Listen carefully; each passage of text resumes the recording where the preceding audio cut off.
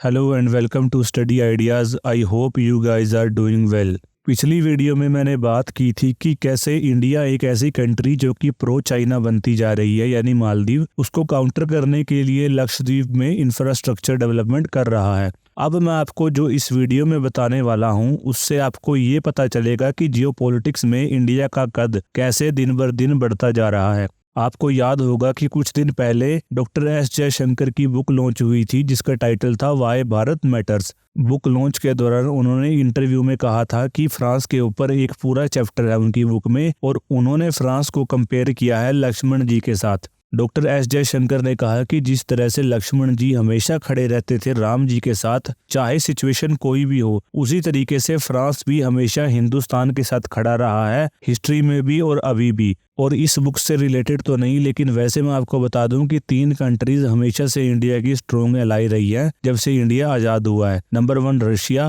Number 2 France and number 3 Israel. अब अगर आज के मुद्दे पर आए तो ली फिगारो, जो कि फ्रांस की दूसरी सबसे बड़ी न्यूज़पेपर है, उसकी मैगजीन में कश्मीर के ऊपर एक रिपोर्ट छपी है जिसका टाइटल इंग्लिश में मैं आपको बता देता हूँ, a history woven of thread and water, जहां पर ये हाईलाइट किया गया है कि किस तरीके से इंडिया ने कश्मीर के अंदर टूरिज्म डेवलप किया है और कश्मीर आने वाले टाइम में दुनिया का one of the most visited place होगा। और सबसे बढ़कर इस मैगजीन में तारीफ की गई है कि किस तरीके से इंडिया ने कश्मीर को एक स्टेबल और सिक्योर प्लेस बनाया है। इस मैगजीन के ऊपर मैं आऊंगा, लेकिन जो डॉक्टर एस जयशंकर ने ये कहा है कि France is same as what Lakshman to Ram, इससे फ्रांस ने एक बार ये फिर प्रूव किया है कि इंडिया के साथ फ्रांस की दोस्ती किस लेवल पर है। आप में से कुछ लोग ये सोच रहे होंगे कि फ्रांस ने एक स्टेटमेंट ही तो दी है, इसके अंदर ऐसी कौन सी बात हो गई।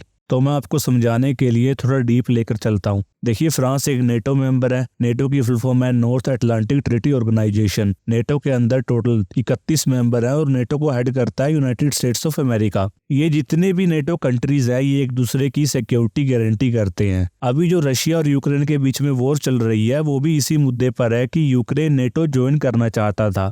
अब अगर हम कोल्ड वॉर के टाइम पर जाएं तो यूएसए हमेशा से ही पाकिस्तान को बहुत सपोर्ट करता था, क्योंकि उस वक्त यूएसए को पाकिस्तान की बहुत ज़रूरत थी सोवियत यूनियन को काउंटर करने के लिए, क्योंकि सोवियत यूनियन ऑलरेडी एक तो अफगानिस्तान तक आ गया था, दूसरा पाकिस्तान एक बहुत ही इजी पैसेज देता था यूएसए को अगर वो सेंट्रल एशिया जाना चाहता है या फिर मिडिल ईस्ट जाना चाहता है। इसलिए पाकिस्तान को यूएसए ने हमेशा से ही एक वसाल स्टेट की तरह रखा हुआ है। यहाँ तक कि जब इंडिया ने बांग्लादेश को पाकिस्तान से अलग किया तो उसके रिएक्शन में पाकिस्तान ने कश्मीर के अंदर इंसर्जेंसी और टेररिज्म शुरू कर दिया, और इस सब में यूएसए ने पाकिस्तान का भरपूर साथ दिया। तो हम ये कह सकते हैं कि जो कश्मीर में टेररिज्म था, जो भी कुछ कश्मीर में उस टाइम हुआ, उस सब में यूएसए भी शामिल था, क्योंकि कोल्ड वॉर के टाइम पर इंडिया का झुकाव सोवियत यूनियन की तरफ ज्यादा था। अब आज के टाइम में चाहे यूएसए को पाकिस्तान की इतनी जरूरत नहीं है, लेकिन यूएसए पाकिस्तान को हमेशा असिस्ट करता रहेगा इंडिया को चेक में रखने के लिए।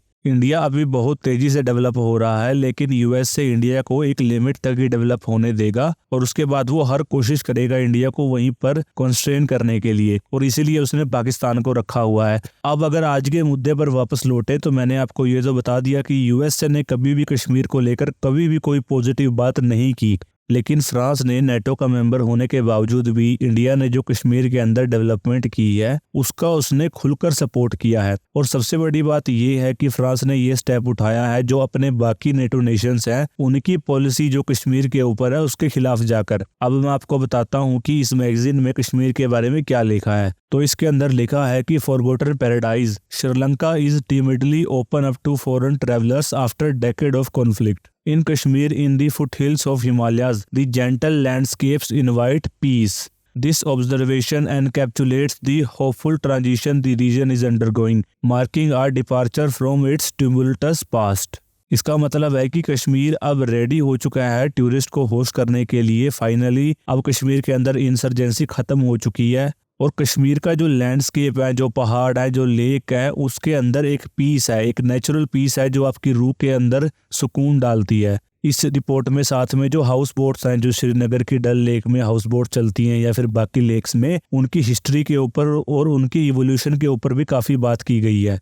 और इसके अंदर एक और बड़ी इंटरेस्टिंग बात छपी है जिसका मुझे भी नहीं पता था। ये तो आपको पता है कि कश्मीरी शॉल्स बहुत फेमस हैं पूरे इंडिया में, इनफैक्ट बाहर भी। 1861 से लेकर जो कश्मीर शॉल्स एक्सपोर्ट करता है उसमें 90% शॉल सिर्फ फ्रांस में एक्सपोर्ट होती हैं और बाकी 10% पूरी दुनिया में। तो ये एक बहुत ही इंटरेस्टिंग आंकड़े हैं जो मुझे नहीं पता था, यानी कश्मीर का और फ्रांस का एक बहुत ही पुराना रिलेशन है 1861 से लेकर अब तक। और लास्ट में वीडियो खत्म करने से पहले मैं आपको ये बता दूं कि कुछ टाइम पहले G20 की मीटिंग हुई थी श्रीनगर में। खुद इंडिया के अंदर लोग ये इल्जाम लगा रहे थे कि बीजेपी सिर्फ पॉलिटिक्स के लिए ये मीटिंग श्रीनगर में करवा रही है, लेकिन इस मीटिंग की इम्पोर्टेंस क्या थी वो अब पता चल रही है जब फ्रांस जैसी कंट्री ने इतनी अच्छी स्टेटमेंट पास की है श्रीनगर के ऊपर, कश्मीर के ऊपर। और आई होप आने वाले टाइम में जो बाकी कंट्रीज हैं वो भी ऐसा ही करेंगी। Thank you and have a nice day.